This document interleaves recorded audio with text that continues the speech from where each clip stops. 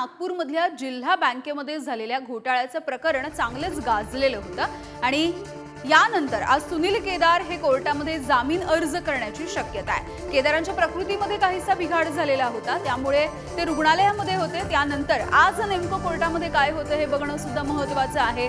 सुनील केदार यांना जामीन नेमका आज मिळणार का हे बघणं सुद्धा औत्सुक्याचं आहे। त्यामुळे आज सुनील केदार हे आपला जामिनाचा अर्ज हे न्यायालयामध्ये दाखल करण्याची सुद्धा शक्यता आहे। केदार यांच्या प्रकृतीमध्ये बिघाड झाल्यामुळे त्यांच्यावर उपचार सुरू होते आणि त्याच दरम्यान त्यांच्या वेगवेगळ्या चाचण्या सुद्धा डॉक्टरांनी करायला सांगितलेलं होतं। त्यामुळे आज ते आपला जामीन अर्ज करू शकतात आणि त्यांना जामीन मिळणार का, दिलासा मिळणार का, याकडे सर्वांचं लक्ष आहे। आणि याविषयी बोलूयात, आमचे प्रतिनिधी जितेंद्र शिंगाडे आपल्या सोबत आहेत। जितेंद्र, खरं तर न्यायालयाला सुट्टी होती, त्यामुळे आज जेव्हा न्यायालय पुन्हा एकदा सुरू होईल तेव्हा केदार हे जामिनासाठी अर्ज करतील का याची शक्यता निर्माण झाली आहे।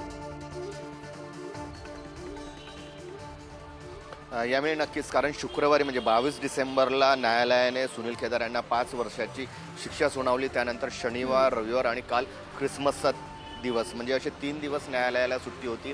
त्यामुळे ते जामिनासाठी अर्ज नाही करू शकले। आज ते जामिनासाठी अर्ज करतील, त्यामुळे त्यांना जेल मिळेल की बेल हे पाहणं महत्त्वाचं ठरणार आहे। त्याचबरोबर दुसरी महत्त्वाची गोष्ट म्हणजे सुनील केदार यांना जी शिक्षा मिळालेली आहे त्या शिक्षेविरोधातही ते सत्र न्यायालयात अपील करणार आहेत। त्यामुळे 2 मुद्दे आहेत, एक शिक्षेविरुद्ध अपील, दुसरं जामिनासाठी अपील, आणि हे दोन्ही सत्र न्यायालयात होणार आहे। त्यामुळे सत्र न्यायालय हे ॲक्सेप्ट करतं का, त्यावर सुनावणी होते का, आणि सुनावणी झाल्यानंतर नेमकं न्यायालय काय निर्णय देतं हे पाहणं महत्त्वाचं ठरणार आहे। दुसरीकडे सुनील केदार हे अजूनही नागपूरच्या शासकीय मेडिकल रुग्णालयामध्ये दाखल आहेत। त्यांच्यावर सध्या तिथे उपचार सुरू आहेत।